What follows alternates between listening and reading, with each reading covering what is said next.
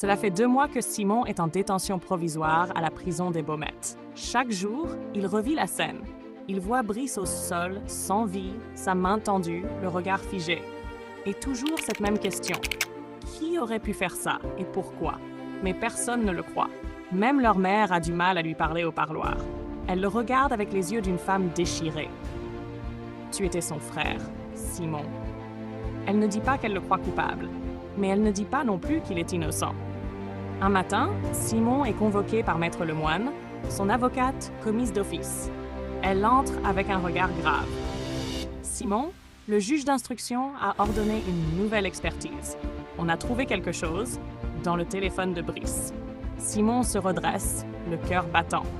Brice avait une application de journal intime vocal où il enregistrait ses pensées, ses doutes, et il y a un enregistrement daté de la veille de sa mort. Elle sort son téléphone, appuie sur lecture.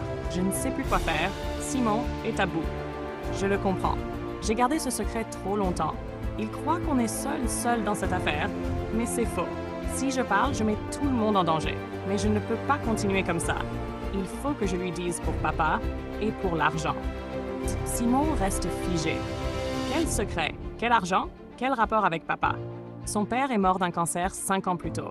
Enfin, c'est ce qu'on lui a toujours dit. Le doute s'installe. Et si Brice avait des ennemis? Et si quelqu'un voulait l'empêcher de parler? Et si tout ce qu'il croyait depuis des années n'était qu'un mensonge bien construit? L'avocate reprend. J'ai fait une demande d'accès à certains fichiers bancaires. Il y a des mouvements étranges sur un compte au nom de votre père, plusieurs années après sa mort. Simon comprend que Brice avait découvert quelque chose et qu'il allait tout lui révéler, mais il n'en a pas eu le temps. Quelques jours plus tard, un nouveau rebondissement secoue l'affaire. Une empreinte ADN est retrouvée sur le verre empoisonné. Ce n'est ni celle de Simon, ni celle de Brice, mais celle d'un homme condamné dans une autre affaire de blanchiment d'argent en lien avec une ancienne société offshore appartenant à leur père. Simon n'en revient pas. Tout se brouille dans sa tête. Brice a été réduit au silence.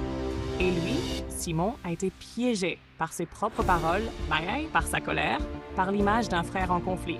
Mais maintenant, la vérité commence à sortir.